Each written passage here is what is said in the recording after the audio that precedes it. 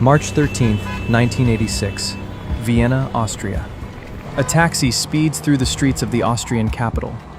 In the back seat sit two passengers, a man and a woman, both in their 50s.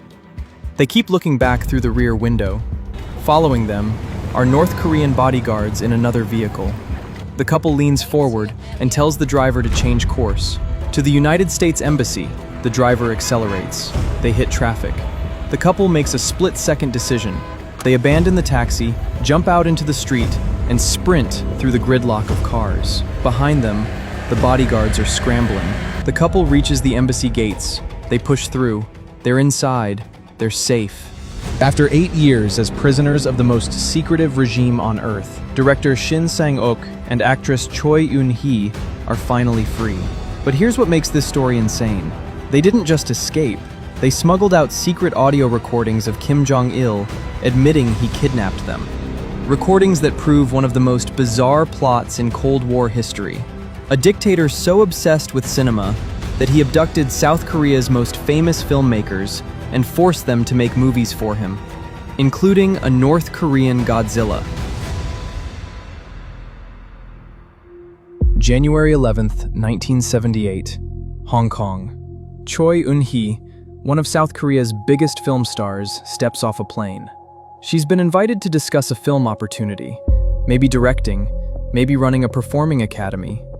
After years of struggling to find work, this feels like a second chance. What she doesn't know is that the people who invited her are North Korean agents. January 14th, 1978, Repulse Bay, Hong Kong. Choi is walking along the beach when two speedboats cut through the waves toward shore. Men wearing long wigs jump into the shallows. They grab her.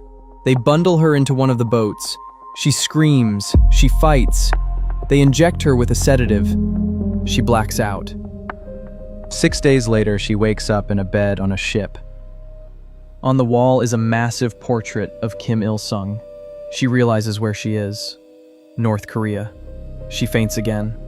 January 22nd, 1978. Choi arrives at Nampo Harbor, North Korea. She's taken to a luxury villa called Building Number 1. Guards surround the compound. She can tour Pyongyang. She can visit landmarks. She can attend movies and operas. But she cannot leave. And for 5 years, she won't know why she's been taken. Back in South Korea, Choi's disappearance makes headlines. Her ex-husband, director Shin Sang-ok, is frantic. They've been divorced for 2 years. Shin has another family now. But decades of partnership don't just disappear. He needs to find her. Shin has his own problems.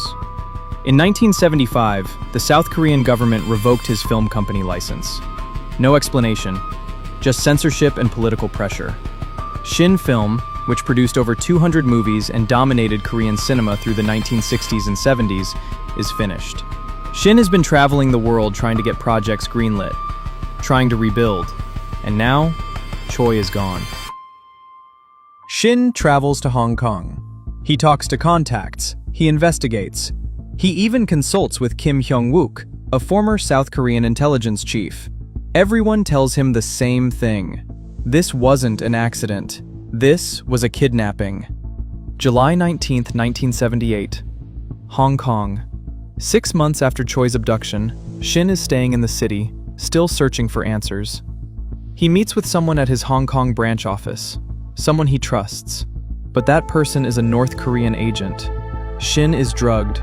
A chloroform-soaked cloth over his face. He wakes up on a ship. Destination: Pyongyang. Unlike Choi, Shin isn't given luxury treatment right away. He's placed in comfortable accommodation. But Shin isn't compliant. He's told Choi is dead. He refuses to believe it. He refuses to make propaganda films. He tries to escape. Once. Twice. He's caught 15 miles from the Chinese border the second time. That's when they send him to prison. For over 2 years, Shin lives in a North Korean re-education camp. His diet consists largely of grass. He's forced to watch propaganda films, hour after hour, day after day. Re-education means breaking your will, making you understand that resistance is futile, that the only path forward is obedience. But Shin endures, because he's a survivor, and because somewhere deep down, he suspects Choi might still be alive. Meanwhile, Choi has no idea Shin is even in North Korea. She's been given tutors who teach her about Kim Il-sung's life and achievements. She's taken to movies, operas, musicals, and there's someone who attends these events with her.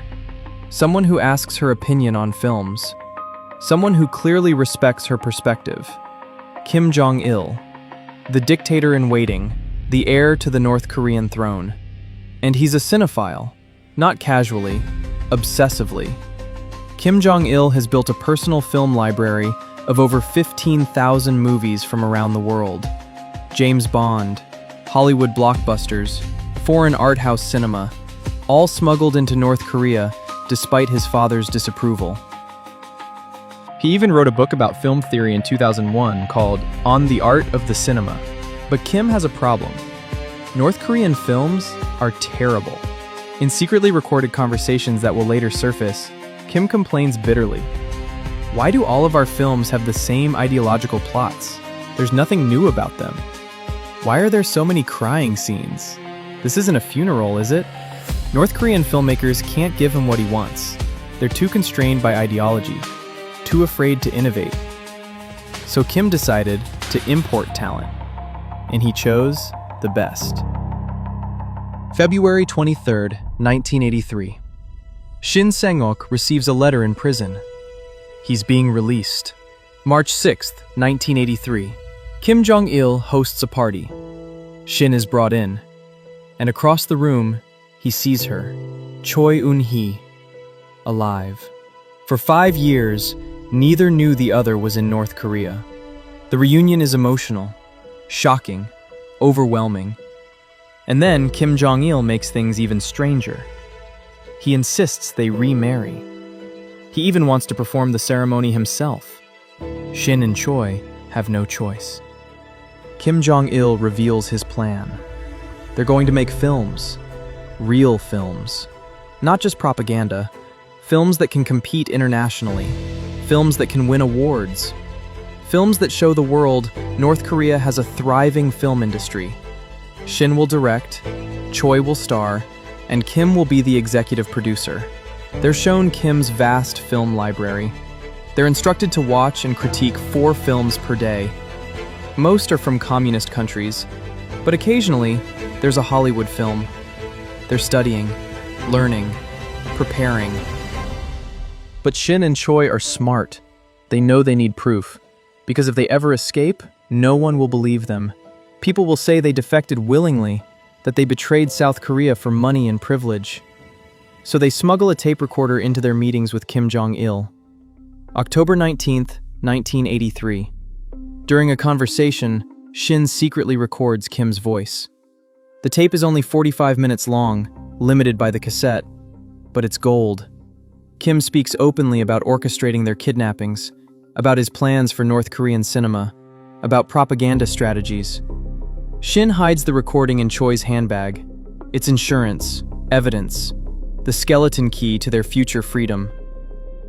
Between 1983 and 1986, Shin directs 7 films for Kim Jong Il. 1984, An Emissary of No Return. Runaway. Love, Love, My Love. 1985, Salt. The Tale of Shim Chong.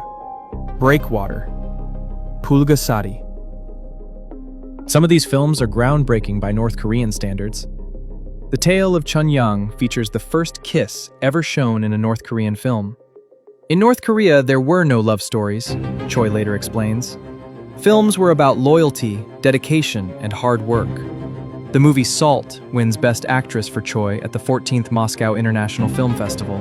She becomes the first Korean actress to win an International Film Award. Kim is thrilled. His plan is working.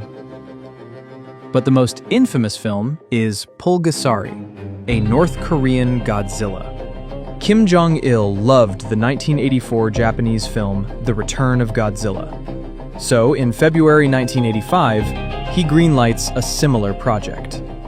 Budget? $2 to $3 million.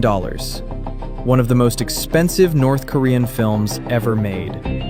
Shin brings in 15 members of Toho's special effects team from Japan, including Kenpachiro Satsuma, the man who played Godzilla. Kim personally requested him.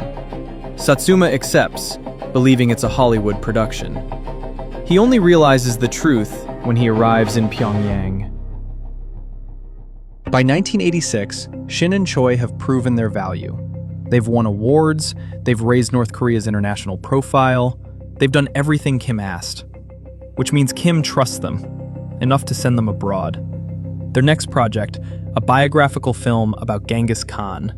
Kim needs financial backers. He sends Shin and Choi to Vienna to find them. This is their chance. Shin contacts Akira Inoki, a reporter at Kyoto News in Japan. Someone he knows, someone he trusts. He arranges to meet for lunch on March 13, 1986. They used this meeting to convince their North Korean bodyguards to wait in another room to ensure privacy. The North Korean bodyguards agree. It's just lunch, no harm. Seizing the moment, they slipped out of the hotel and hailed a taxi. They told the driver to head toward the embassy instead of the film festival location they were scheduled to attend. They're speeding through Vienna. The bodyguards realize what's happening. They give chase. Traffic clogs the streets. Shin and Choi make the call. They abandon the taxi. They run. Through cars, through crowds. The embassy is ahead. The bodyguards are closing in. They reach the gates. They're inside. They tell the guards, "We are not communists. We were kidnapped. We need asylum." March 15th, 1986. Kyoto News breaks the story worldwide. But in South Korea, the media is silent. The government, led by military dictator Chun Do-hwan, orders a blackout. They don't want the story out yet. It's only after Washington makes an official announcement that Seoul lifts the gag order. North Korea responds with fury. They issue a statement. Shin and Choi defected voluntarily in 1978. They weren't kidnapped. They were willing collaborators. And now they've embezzled money meant for the Genghis Khan film. It's a lie. But it's the official line. And North Korea will never admit the truth. Shin and Choi are flown to the United States. For the first 2 years, they live covertly in Reston, Virginia, under American protection. The CIA debriefs them. Shin hands over the secret recordings. The tapes are explosive. Kim Jong Il's voice, his admissions, his plans, proof of everything. In 1989, Shin and Choi become American citizens. They adopt the names Simon Sheen and Teresa Sheen. They move to Beverly Hills and start working in Hollywood. Shin directs Three Ninjas Knuckle Up in the 1990s and produces 2 sequels in the Three Ninjas franchise. It's a far cry from his Korean cinema golden age, but it's work. It's freedom. May 1986, Washington, D.C. Shin and Choi hold their first press conference at the Watergate Hotel. Over 100 reporters attend. The room is packed. Cameras flash. Bodyguards hover behind them. The couple tells their story. The kidnappings, the prison, the re-education, the forced remarriage, the films, the escape. American reporters want dirt on Kim Jong Il. They want scandal. They want quotes. They're disappointed. Shin and Choi don't attack Kim personally. When pressed, Choi says only that Kim is capable of stupendous acts. They're careful, measured. Because even in America, they know Kim's reach is long. No one asks if they fear reprisal. No one asks if they feel indebted to the man who kidnapped them, but treated them well. The press conference lasts 3 hours. Then the bodyguards reappear. Shin and Choi are hustled into a dark van. They vanish again. 1994. Shin and Choi finally returned to South Korea, but Shin was reluctant. He feared the government's security police wouldn't believe the kidnapping story, that they'd prosecute him under the national security law for collaborating with North Korea. But it's been prearranged. They're cleared. They're given Korean passports. They're free, truly free.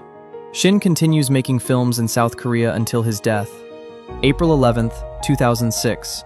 Shin Sang-ok dies from complications caused by hepatitis. He's 80 years old. He directed 74 films across 5 decades. He's posthumously awarded the Gold Crown Cultural Medal, South Korea's top honor for an artist. April 16, 2018. Choi Eun-hee dies at age 91 from chronic kidney disease. She starred in over 130 films. She was the Liz Taylor of Korea, the most glamorous star of her generation, and she spent 8 years as Kim Jong Il's prisoner.